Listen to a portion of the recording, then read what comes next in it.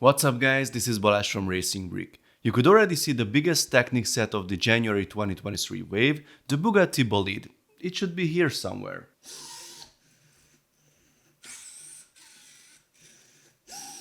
Oh yes, thank you K1. So here is the Bugatti Bolide, a great little set. I really suggest to watch my review about it if you didn't see it. And this is K1. Actually his full name is Robosen Interstellar Scout K1 Pro. Please say hello to the viewers.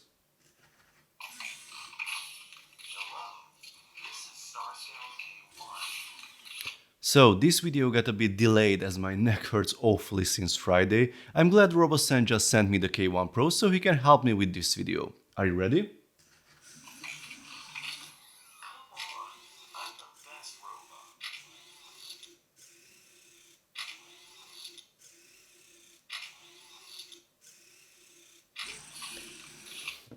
Okay, yeah, I see you are ready.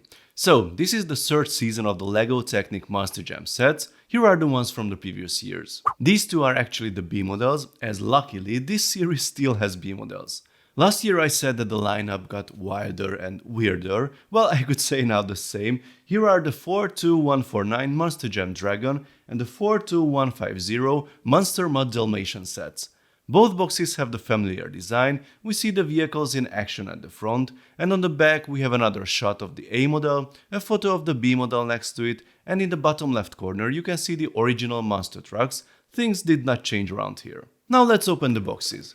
The Dragon set has 217 pieces, the Monster Mud Dalmatian has 244. The price is 20 euros or dollars for both of them, and they will be available from the 1st of January. Whoops, that poor manual got hurt. Both boxes have very similar contents, 3 unnumbered bags, 4 tires, 1 pullback motor, a manual and a huge sticker sheet for each. Here are the part lists if you are interested. Let's follow the numbering and begin with the mighty Dragon. There are no numbered bags, so we can take a quick look at the new pieces and also the ones with the new ID returning after some time. Here are the new ones. The tiny number 7 and 8 panel fairings and the slightly bigger curved number 9 and 10 ones appeared already in the Bugatti, but this time they are available in green. The 7 module long flip-flop beam is also new in this color. We have some comebacks as well. This modified bent thick lift arm is returning in green after 1999. The number 4 axle and pin connector wasn't available for 10 years, and the number 1 connector was last seen in a set in 2004. Now let's start building. Here's the chassis so far, the usual Monster Jam stuff. A little bit of geometric excitement, some clever angles and connections to construct that layer on the top. A few more pretty odd angles at the front, and now it's time to add our first panels and stickers. There's a little challenge in the building process here. This assembly slides out very easily, and you might lose that little black cube piece. I had to put it back like 5 times already. It only gets stabilized in this step. Oops, yet another piece to lose. Now it's better. Adding more panels and stickers. Not sure if it is intentional, but the green shade of the sticker is visibly darker than the plastic. Let's hope it was made by purpose. And now it's spike time. We have 10 of them to add. The red half pins with friction work great here. The spikes stay aligned. It was not the case with Max D and the grey frictionless half pins. Those were practically impossible to align properly. We have the big red horns to add, 2 panels for the rear, then the wheels, and the build is finished. Now let's build that angry puppy. Yes, K1, thank you, it's a dog. But first, let's take a look at the parts. I don't think this one has any completely new pieces, but there were a few recolors and reissues. This curved panel piece is new in white. We had black and red so far in the Daytona. This axle connector appeared in white in 2003 the last time. The red rims were used 4 years ago, but they still got a new ID. And this black hose is weird. It was in the Rescue Hovercraft in 2021, yet it also has a new number. Anyway, let's start building. Excuse me? I can't hold it anymore. Okay, dude, that wasn't nice at all. You deserve some push-ups.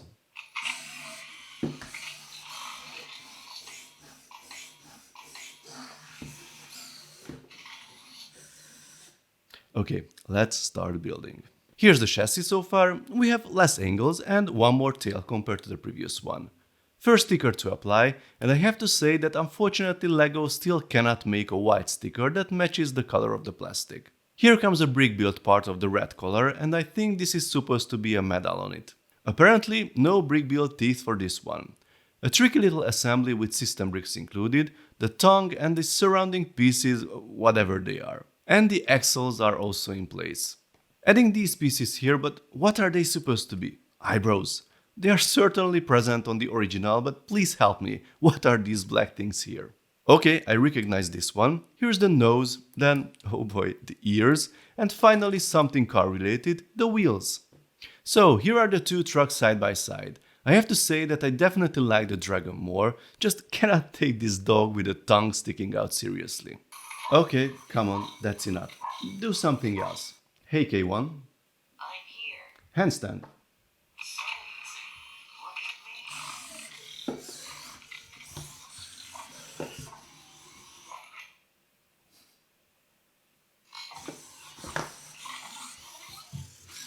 Look at me. A little dizzy. You see, that's way cooler than barking. I think the Dragon has a more interesting building experience and has more interesting new parts altogether. Otherwise, they offer the exact same level of playability like the other sets from the previous years, a pullback motor and a sturdy bumper to jump and smash into things. K1, help me with this one please.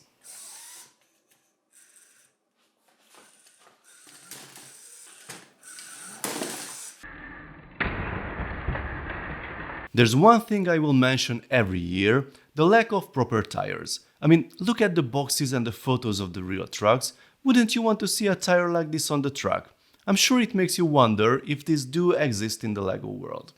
Oh look, the monster trucks from the Stunt Show Arena City set, and look at their tires. Seriously folks, if these could get the proper ones, then why can't we have them on the pullbacks? There are theories in the comment section every time this comes up. According to them, the tractor tires are stiffer, slower, more expensive. I did a test 2 years ago, I think it's time to repeat it. First, the bounce test. Here are the standard tires on both new trucks, well, a similar performance. Now let's swap one with the wheels from the John Deere tractor.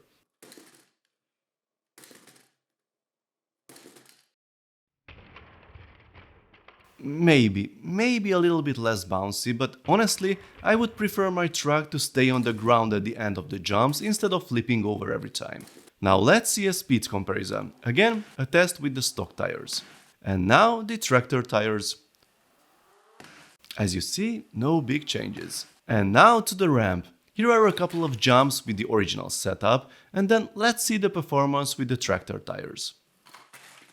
I really see no difference, except a way better look.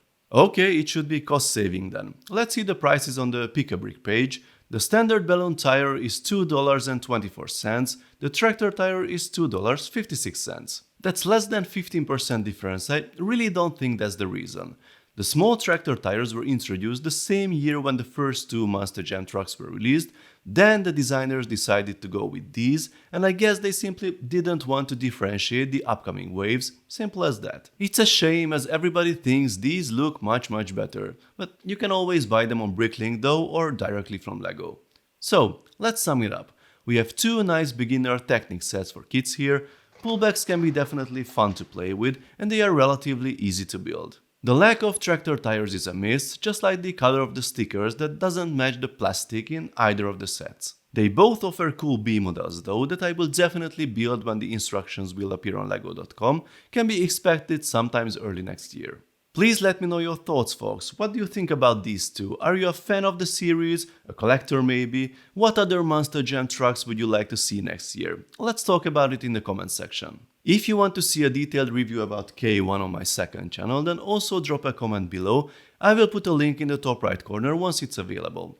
Meanwhile, I suggest to check out the product page, there's a link in the description, and you can meet him and his cool buddies at CES in Las Vegas in January. If you like this video, then please give it a thumbs up. I also suggest to subscribe with notifications as more exciting LEGO videos are coming soon. See you next time, bye bye.